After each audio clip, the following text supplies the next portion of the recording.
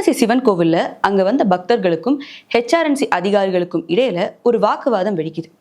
என்ன காரணம் அப்படின்னு பார்த்தோம்னா, அங்க வந்த பக்தர்கள் சிவன் கோவில்ல திருவாசகத்தை பாராயணம் பண்ணணும் அப்படின்ட்டு வந்திருக்காங்க.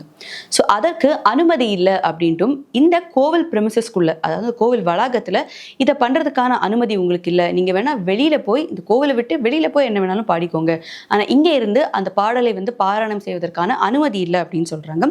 ஸோ அப்போ இரண்டு பேர்களும் இடையில வாக்குவாதம் ஏற்படுது. ஸோ அவங்க தரப்புல என்ன சொல்றாங்கன்னா, பக்த தரப்புல நாங்க பெர்மிஷன் வாங்கிட்டோம், நீங்க பெர்மிஷன் வாங்கினீங்களான்னு கேட்குறாங்க. நாங்க பெர்மிஷன் வாங்கிட்டோம், அதற்கான லெட்டரையும் நாங்க சப்மிட் பண்ணிட்டோம், ஆனா இருந்துட்டும் எங்களை நீங்க விடலை, இது ஒரு அநியாயமான செயல் அப்படின்ட்டு சொல்றாங்க.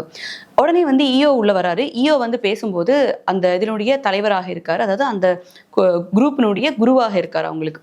ஸோ அவர்கிட்ட ரொம்ப இழிவான சொற்கள்ல ஈஓ பேசினாரு அப்படின்ட்டும், அவர் அவர் அசால்ட் பண்ற மாதிரி பக்கத்துல கொடை எடுத்து அடிக்க வந்தார் அப்படின்ட்டு அங்க வந்த பக்தர்கள் அவங்க இந்த விஷயத்தை ஒரு அலிகேஷனா முன்வைக்கிறாங்க.